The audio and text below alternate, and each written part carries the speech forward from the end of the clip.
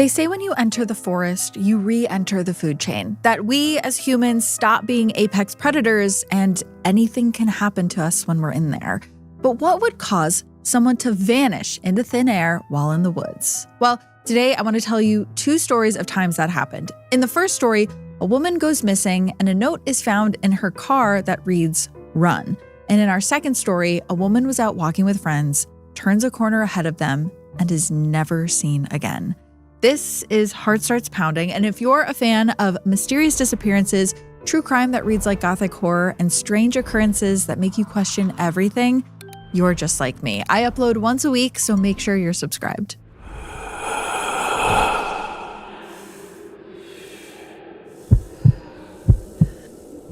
It's when your heart starts pounding.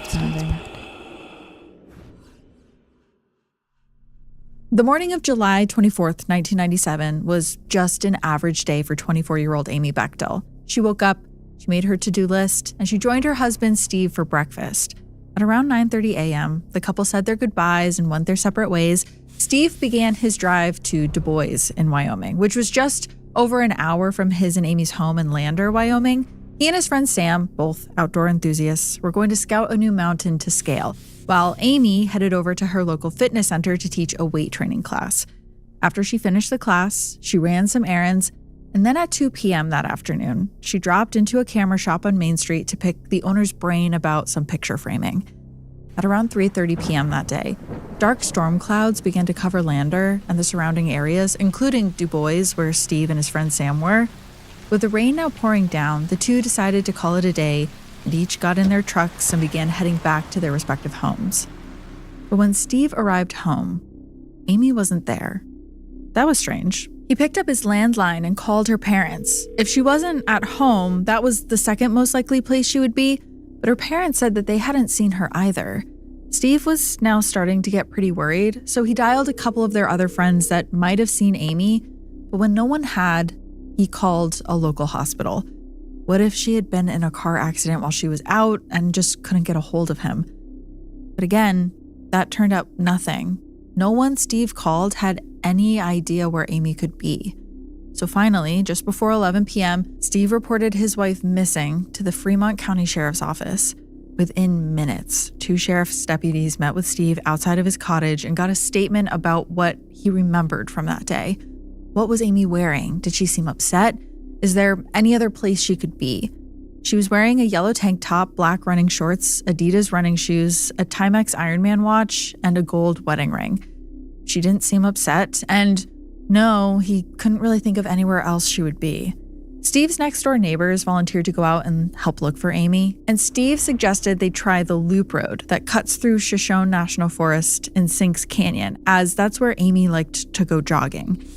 2 hours later, as the neighbors were driving along the 30-mile loop road, their headlights hit something. There, parked on the side of the road near the Burnt Gulch Road turnoff, was Amy's white Toyota Tercel, but there was no sign of Amy. The couple pulled their car behind Amy's and got out to investigate. Her car was unlocked, and inside, on the passenger seat, they found Amy's keys, her sunglasses, and a to-do list she had made that morning. Several items on the list had been crossed off, but one of the last items, which had yet to be crossed off, just read, "Run." It felt really ominous in that moment. The only thing missing, besides Amy herself, was her wallet, which she was known to not take with her when she jogged. So what could have happened to it? They looked around Amy's car. Puddles from that afternoon's rainfall surrounded the car like a moat. And yet, they didn't see any footprints in the mud, not a single one aside from their own. Had Amy been out for a run when the sky opened up on her? Was she stuck somewhere? If that was the case, time was of the essence. So they immediately called Steve and they reported the news. He gathered up some lanterns and a sleeping bag, got into his truck, and he headed out towards Burnt Gulch. Now, I know the saying goes opposites attract, but few couples have ever been more perfectly suited for each other than Amy Rowe and Steve Bechtel, who, at least from the outside, seemed destined to live happily ever after. Amy and Steve first started dating back in 1992 when they were both students at the University of Wyoming, both pursuing degrees in exercise nutrition. Amy and Steve both had lives that revolved around being athletic. Steve had a passion for rock climbing and a fearlessness that pushed him to conquer peaks that no one had previously climbed, from huge mountains and nearby national forests to far-flung heights in the Himalayas. Meanwhile, Amy was a champion runner who was already breaking records in high school. And as the star runner of the University of Wyoming's cross-country team, the Cowgirls, Amy was well on her way to competing in the 2000 Olympics. The couple moved to Lander, Wyoming together, a small town by most standards, right after they graduated. And Lander's economic heartbeat is outdoor recreation. And so it made sense that Amy and Steve wanted to live there. They settled into a little cottage on a street called Lucky Lane with a yellow lab named Johns. In June of 1996, they finally got married. And of course, their honeymoon was a month-long rock climbing trip in Australia. Now, interestingly enough, Amy and Steve did not embark on their honeymoon alone. Steve actually brought his friend Sam along on their honeymoon, which some people found odd, but maybe was common for this couple. But that aside, July of 1997 was a very exciting time for Amy and Steve. Amy finally finished paying off her student loans. The couple just closed escrow on a brand new 3-bedroom house. All the while, Amy was busy organizing a 10K race for September. And somehow, in the midst of all of that, she vanished. By 2 a.m. on the night Amy went missing, sheriff's deputies had converged on the area around Amy's car and began organizing this massive search effort. Volunteers trickled into Sinks Canyon throughout the dark early morning hours, and the search continued on into the day. But no matter how loud they screamed her name, they never heard anything back. The sheriff's office deployed search dogs. They sent out helicopters and an army of at least 100, maybe even 200 volunteers. Investigators ended up ordering duplicates of the clothing Amy was believed to be wearing the day she went missing, and they brought them to the search site, hoping that maybe they would find remnants of the clothes or shoe prints in the dirt that matched. And then, before long, their efforts paid off. Just east of Amy's car, down the Canyon Creek drainage, searchers found a shoe print very similar to the soles of the shoes Amy was known to have last been wearing. Volunteers then did an exhaustive search of the surrounding area, and they found Amy's pen that she had used to write her to-do list, 3/4 of a mile away from where her car was found. But that was all that turned up. Within days, Amy's disappearance was statewide news, and tips began pouring in from all over. The sheriff's office was inundated with over 1,000 tips coming in every hour, and none of them seemed promising. Meanwhile, the search was expanded to a 30-mile radius of where Amy's car was found, and the military even got involved. They flew Air Force helicopters with infrared detection devices. The National Guard and the Civil Air Patrol assisted with the search, as did volunteers on horseback, on ATV, you name it. Bad weather, like the weather on the afternoon Amy disappeared, kept impeding the search efforts, but the sheriff's office persisted. And yet, after a week of searching every corner of the wilderness, they found absolutely no trace of Amy beyond her abandoned car, her pen, and a single shoe print. A shoe print that unfortunately got trampled on and destroyed by volunteer searchers before it could be preserved. Now, by this point, the FBI had joined the investigation, and they were able to obtain satellite images taken the very afternoon Amy disappeared. But this ended up being another dead end because the cloud coverage was so bad on that day, it blocked the satellite's view of the ground. And it was not long after that the Fremont County Sheriff's Office decided to end the search. Authorities were confident that if Amy had fallen, if she had had a medical emergency, or even if she had been attacked by a wild animal, they almost certainly would have found her, or at least found more of a trace of her. So maybe it wasn't that Amy had an accident while she was out on a run. Maybe someone wanted Amy to disappear. When a married woman disappears, the first person police usually look at is, of course, her husband. And in Amy Bechtel's case, investigators had more than just one reason to turn their attention to Steve. On the surface, Amy and Steve may have seemed like an ideal couple in every way, picture perfect. But when investigators sat down with Amy's brother Nels, what he had to say really raised some eyebrows. Nels remembered an evening not so long ago when Amy and Steve came to his house for dinner. During that meal, Nels happened to notice that Amy had bruises on her. So he asked his sister about the bruises, and she immediately averted her eyes and laughed it off by saying that Steve could get a little rough sometimes. Her response felt really off to her brother, who also felt that Steve often talked down to Amy in a way that was condescending and sometimes just plain belittling. And then investigators received even more information that propelled their interest in Steve. A woman who had been camping in the Burnt Gulch area on the afternoon Amy disappeared remembered seeing a blue pickup truck speeding through the mountain at around 4:45 p.m. that day, not far from the point where Amy's car was later found. The witness said she saw a man behind the wheel and a woman who fit Amy's description in the passenger seat. And then the woman claimed she later saw that same truck again at the search and rescue site. Deputies asked the woman down to the sheriff's station and showed her some pictures of blue pickup trucks. She identified one of the trucks as looking just like the one she had seen, and it was Steve Bechtel's truck.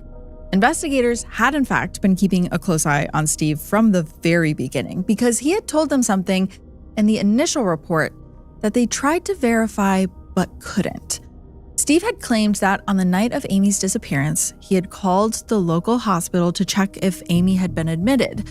Well, investigators contacted the hospital and asked them to check their call logs to corroborate that Steve had in fact made this call. The hospital did as they were asked. They checked the log from that night. They even checked it twice, but there was no record of Steve having placed that call.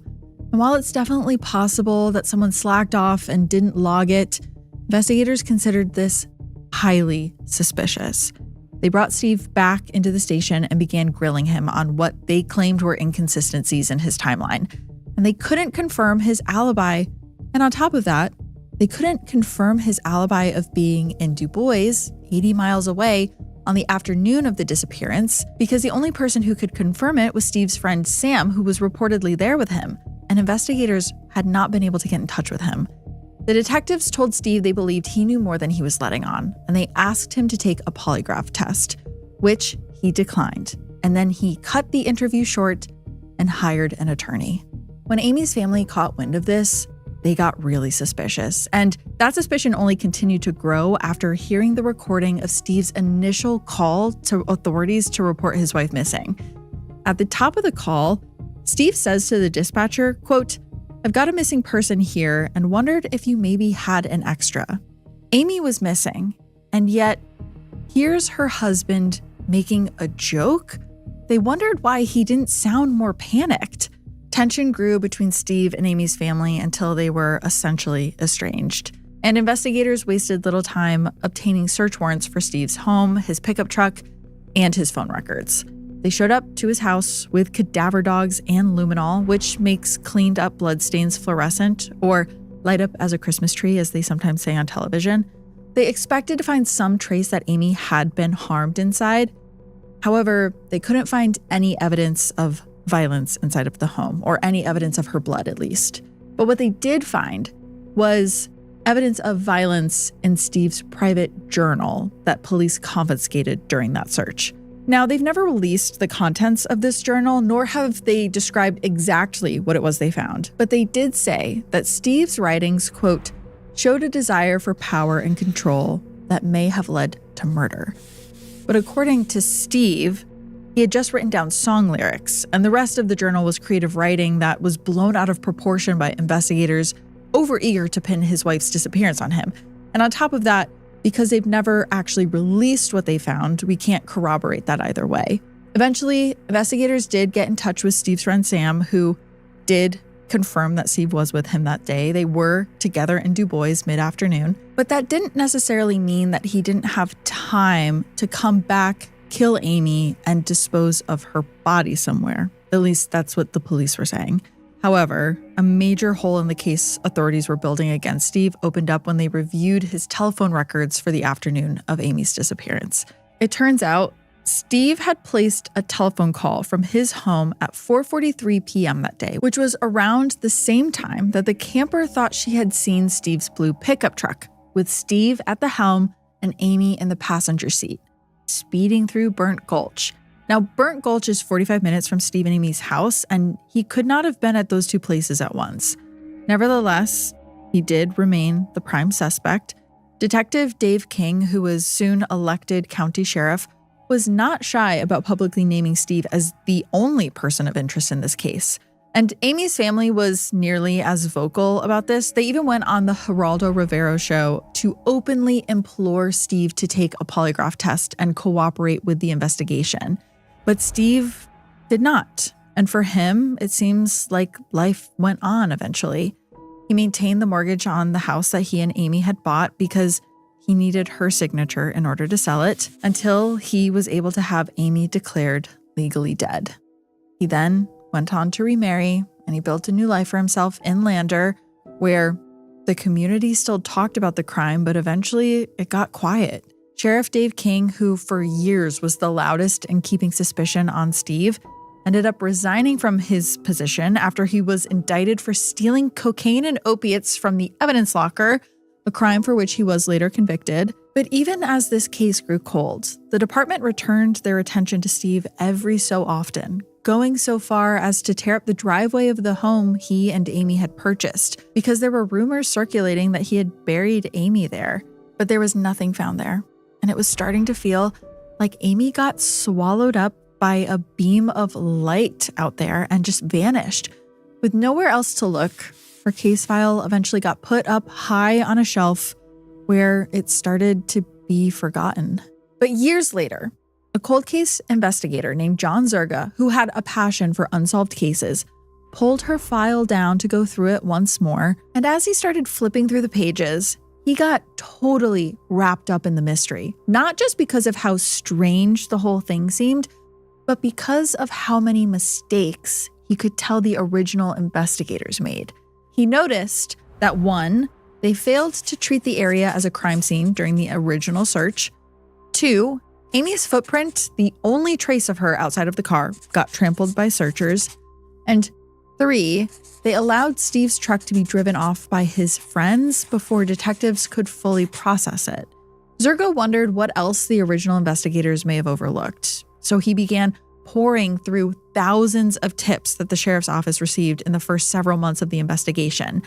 And one of those tips immediately caught his eye. The person who called the tip in was a man named Richard Eaton, who told detectives they needed to look into his brother Dale, an itinerant laborer with mental health issues who had been camping in the Burnt Gulch area around the time that Amy disappeared. And Zerga's heart stopped when he saw this tip, because there was no evidence that the tip was ever followed up on, but also because he immediately recognized the name Dale Eaton.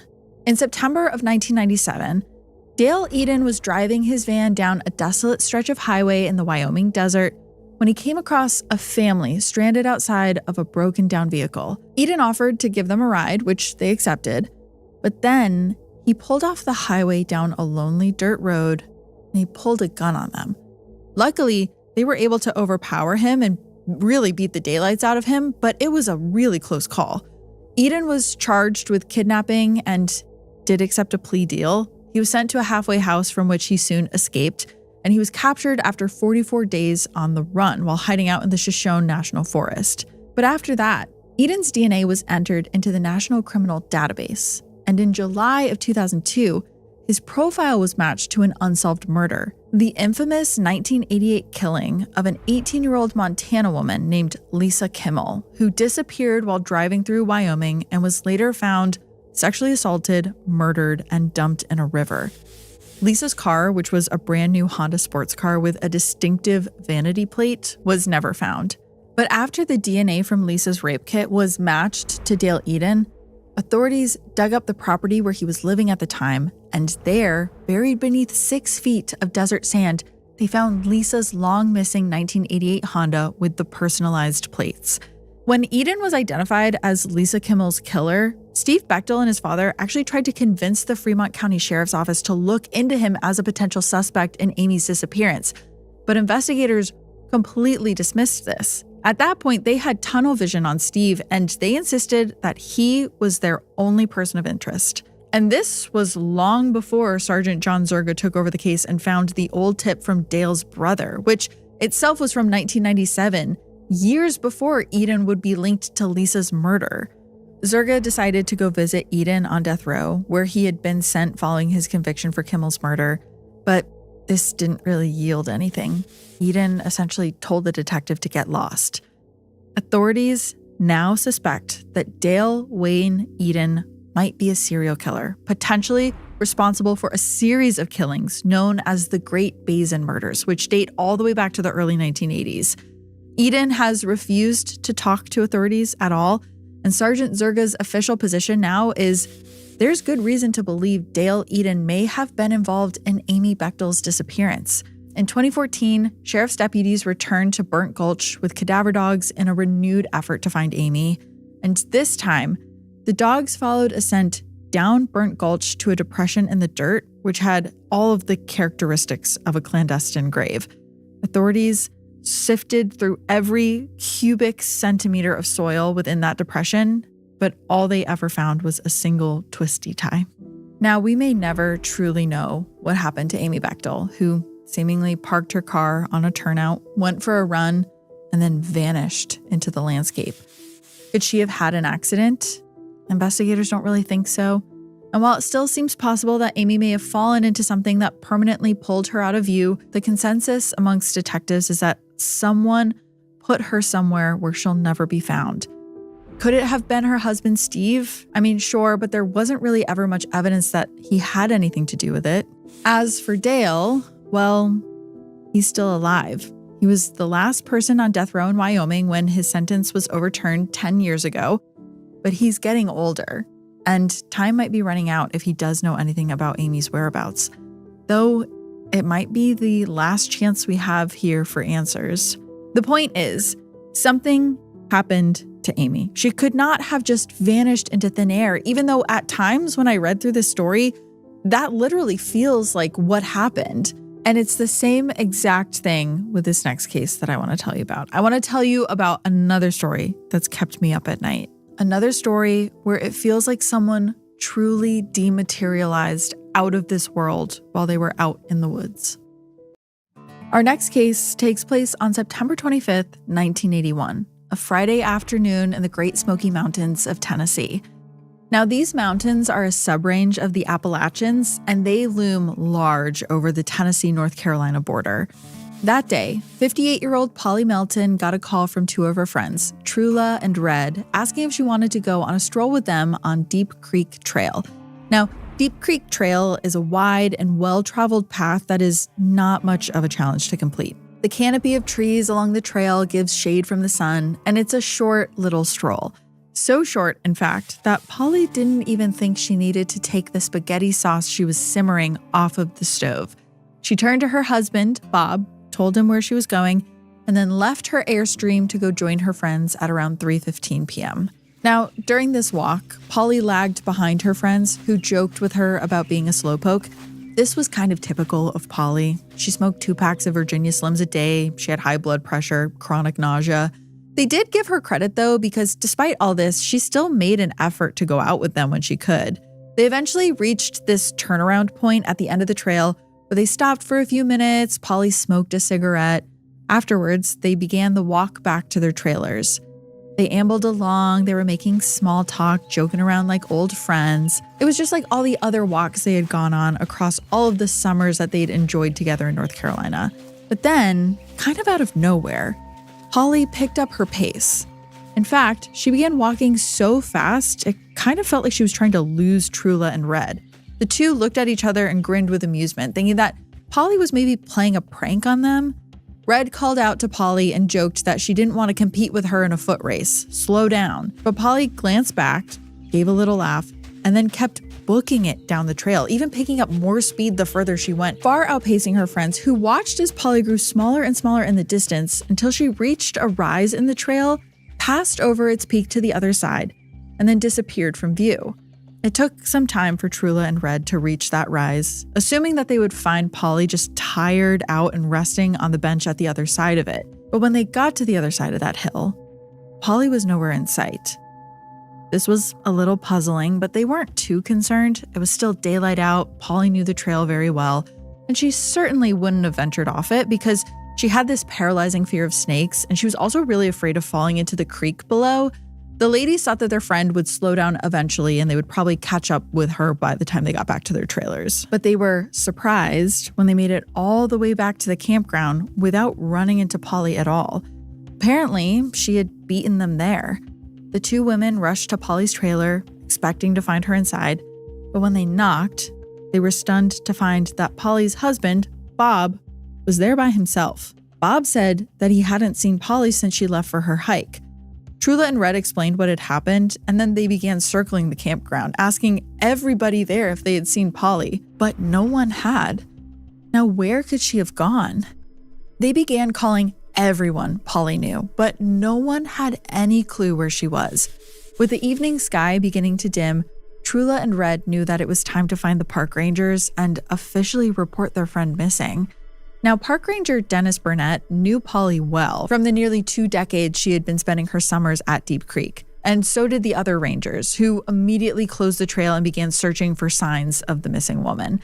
And along the way, rangers questioned everyone in the area, providing a description of Polly and the clothing she was wearing, but nobody remembered seeing her. The temperature started dropping into the low 50s, the sky turned black, and so rangers were using high-powered flashlights to search the creek. Polly's father and her brothers soon arrived to assist with the search, and meanwhile, Polly's poor husband Bob was so distressed that he started having trouble breathing and was admitted to the hospital. Over the next couple of days, the search efforts increased, with up to 350 people getting involved: friends, families, volunteers, park rangers, and dog handlers. One of the search dogs, actually, a bloodhound, zeroed in on one particular area, a fallen tree beside the trail where hikers would sometimes sit to rest. The bloodhound's handler believed that Polly may have stopped there. However, when the dogs reached the spot where Polly was last seen, just beyond that rise in the trail, the dogs began howling and spinning around in circles.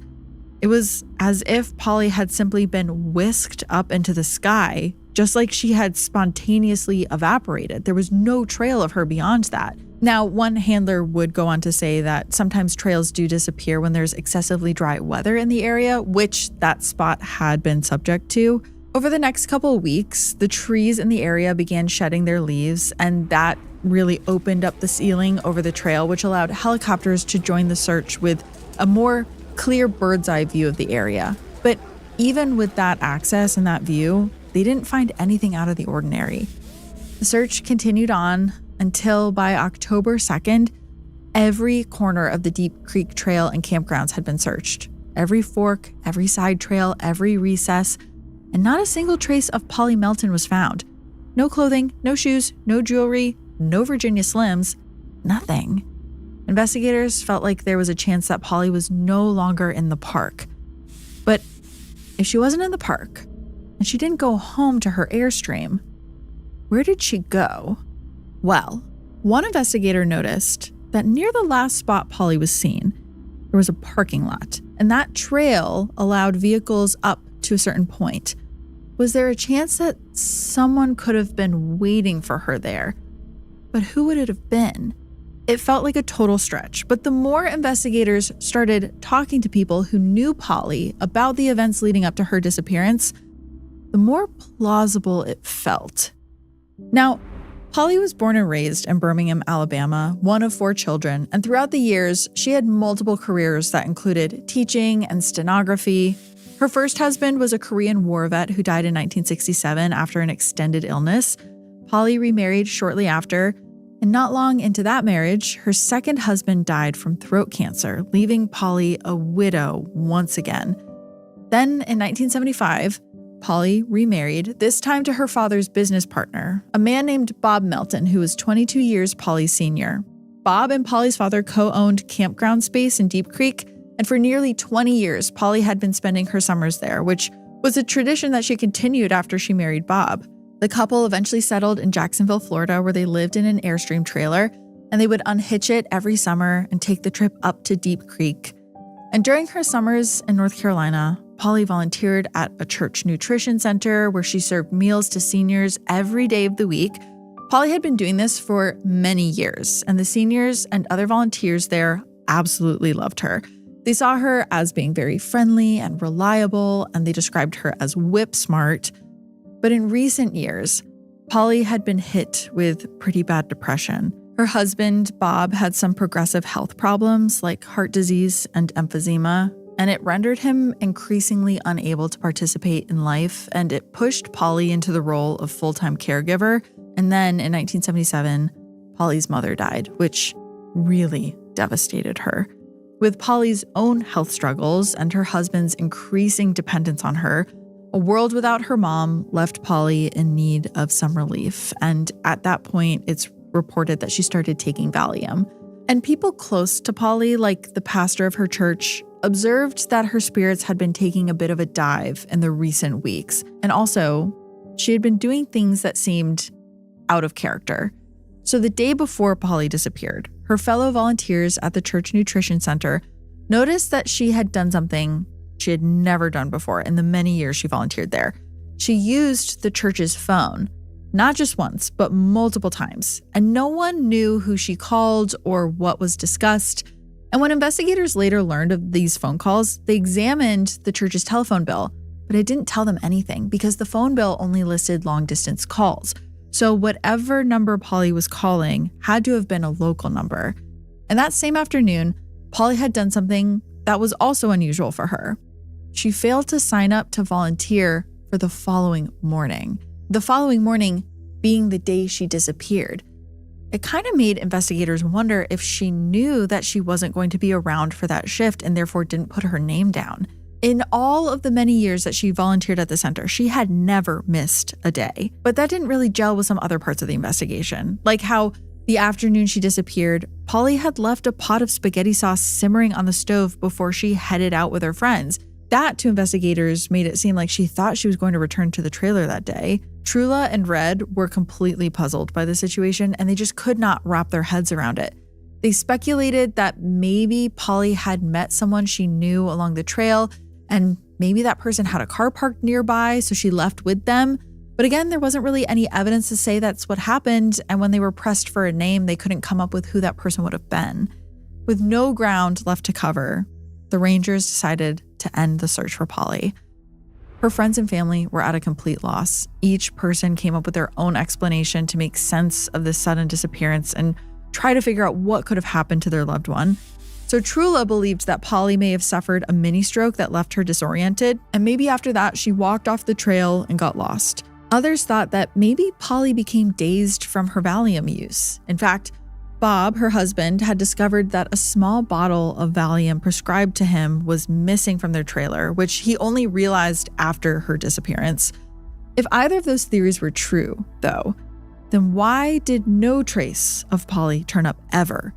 Every corner of Deep Creek campground had been searched. It seemed impossible that if she had collapsed or was injured, she wouldn't have been eventually spotted. And all of the side trails in the area led back to civilization. So if Polly was out there wandering on one of the trails, she would have found her way back to safety. Ranger Burnett offered up a theory of his own. Polly was wearing valuable diamond jewelry at the time she went missing. And there was a drug drop site in Deep Creek that was known as the Poke Patch. Burnett wondered if one of the drug dealers who frequented the Poke Patch might have spotted Polly and her expensive diamond jewelry and then abducted her from the trail. The problem with this theory, though, was that the Poke Patch was about 4 miles away from the spot where Polly was last seen, and Polly was heavy set. Dragging her off of the trail would have left drag marks, and the ensuing struggle probably would have attracted some attention. Deep Creek Trail was pretty busy and well-traveled, but no one that day reported seeing or hearing anything unusual, definitely not any screams. Polly's sister still thought this theory seemed plausible and would maybe explain why Polly's body would never turn up, but her family was adamant that she definitely did not voluntarily disappear. If she was unhappy in her marriage, she would have simply gotten a divorce. Why vanish and not contact her loved ones ever again? That just didn't make any sense to them. But that was the conclusion the park officials ultimately reached. And In a press conference that they gave after the search was called off, park officials reported that all the available evidence, which admittedly was not very much, pointed to Polly having left the park of her own free will, and probably in a vehicle. The fact that Polly didn't sign up to volunteer at the nutrition center that day and those uncharacteristic phone calls she made the day before was enough for them to think that maybe there was a mystery suitor who swept her away to a new life. Polly's pastor remembered a conversation that he had had with her a few years earlier, where Polly had kind of unprompted begun talking about people who cheat on their spouses and how she would never do such a thing. For some reason, the pastor was left feeling like maybe Polly in fact had done such a thing, and this was her way of ironing out her guilt. Investigators also learned that some of Polly's friends from the campground also suspected that she might have been involved with another man. In fact, Trula and Red had been teasing her about this very thing during their final hike. And when they talked to some of the seniors at the nutrition center, one of them remembered an interesting remark that Polly had made shortly before her disappearance. During a conversation in which Polly was asked what she might wish for if she were granted one wish, she thought for a moment and then answered that if fate granted her one wish, she would wish to be light enough to walk without leaving footprints. Polly's family never heard from her again, and no trace of her would ever surface, except for one little discovery that was made 7 months after her disappearance. In April of 1982, it was learned that a check made out to Polly Melton was cashed at a bank in Birmingham, Alabama. The check was from the Birmingham Trust National Bank for interest earned. Authorities examined the signature on the check, and it appeared consistent with Polly Melton's. So they interviewed the teller who processed the check, and the teller had no memory whatsoever of the person who presented it. So the check eventually ended up being a dead end. It's worth noting, though, that Polly had left behind $2,000 in her savings account. Why take the risk of cashing an interest check while leaving $2,000 untouched? It's one of the many questions within this case that seems to not have an answer. Now, Bob unfortunately deteriorated pretty quickly after Polly vanished. After his release from the hospital, he returned to Florida in the Airstream trailer, which his sons helped him sell before moving him into a nursing home, where he eventually died in October of 1982. Bob's sons did not mention Polly in their father's obituary and have refused to talk about her disappearance with the media. And Polly's family had her declared legally dead in 1988, though the National Park Service still lists her in their database as a missing person. Both of these stories have left me really wondering, what causes a person to just vanish in the backwoods? Well, now I turn to you guys. Truly, what do you think? What do you think happened in either of these cases? You can leave me a comment wherever you listen to the podcast, but I'm very curious to hear your thoughts on cases like these. Is it possible that portals can open in the woods and just swallow us whole? Or is there always someone culpable? Is there always a reason that someone goes missing? I'm so curious to hear from all of you. Again, wherever you listen, send me a comment. But that is all I have for you this week. If you're anything like me, you're going to be up all night tonight, just turning these ones over in your head. I cannot stop thinking about either of them. You can join me over on Footnotes on the High Council tier on Patreon, where we're going to chat some more theories and some more context and stuff that didn't make it into the episode. That's available to the High Council tier on Patreon. And other than that, I will see you all next week with another story. And until then, stay curious. Ooh. Heart Starts Pounding is written and produced by me, Kaelyn Moore. Heart Starts Pounding is also produced by Matt Brown. Our associate producer is Juno Hobbs. Additional research and writing by Paul Haynes. Sound design and mix by Red Rum Creative. Special thanks to Travis Dunlap, Grayson Jernigan, the team at WME. Have a heart-pounding story or a case request? Check out heartstartspounding.com.